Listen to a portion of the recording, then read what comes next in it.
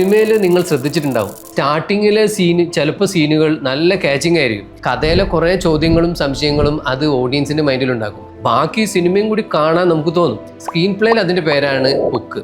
സിനിമേന്റെ story പ്രിമൈസും മൂഡും ഹുക്കിലൂടെ മനസ്സിലാവും. എല്ലാ മികച്ച സിനിമയിലും നല്ല ഹുക്കും ഉണ്ടാവും. ക്രൂ ഹിന്ദി മൂവിയിൽ റൺവേ വരെ എത്തിയ ഫ്ലൈറ്റ് തിരിച്ച് എയർപോർട്ടിലേക്ക് വിളിക്കപ്പെടുന്നു. നായകന്മാരായ 3 എയർ ഹോസ്റ്റസുകളെയും കസ്റ്റംസ് ചോദ്യം ചെയ്യുന്നു. Wonderful hook. വിഗ്രഹമോഷണ ഗാങ്ങും അവരുടെ ക്രിമിനൽ അട്രോസിറ്റിയും ബ്ലഡ് ബാത്തും ഒക്കെ ഉണ്ടെങ്കിലും നായകന്റെ സൂപ്പർ സ്റ്റാർ ചാം സൃഷ്ടിക്കുന്ന തിയേറ്റർ വൈബ്രൻസി തന്നെയാണ് ജയിലർ തമിഴ് മൂവിയിലെ ഹുക്ക്.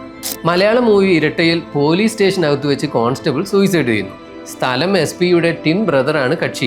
ശരിക്കും ക്യൂരിയോസിറ്റി ഉണ്ടാക്കുന്ന ഹുക്ക്. ഷെരീഫ് നാർക്കോ ഇന്റഗ്രിറ്റി എന്ന മലേഷ്യൻ മൂവിയിൽ ഡ്രഗ്സ് മാഫിയ തലവനോട് കൂറുള്ള പോലീസുകാരെ ടോർച്ചർ ചെയ്ത് കൊല്ലുന്ന സീരിയൽ കില്ലർ. അയാളാകട്ടെ വേറൊരു പോലീസുകാരനും. വീണ്ടും ഒന്നാം തരം ഹുക്ക്. കൊമേഴ്ഷ്യൽ സിനിമയിൽ ഹുക്ക് ഒരുപാട് ഗുണം ചെയ്യും. മൂവി ഇഷ്ടപ്പെടാൻ മാത്രമല്ല, അത് ഹിറ്റാകാനും. സ്ക്രിപ്റ്റ് റൈറ്റർ ഒരു സൈക്കോളജിസ്റ്റും കൂടി ആകേണ്ടി വരുന്നു.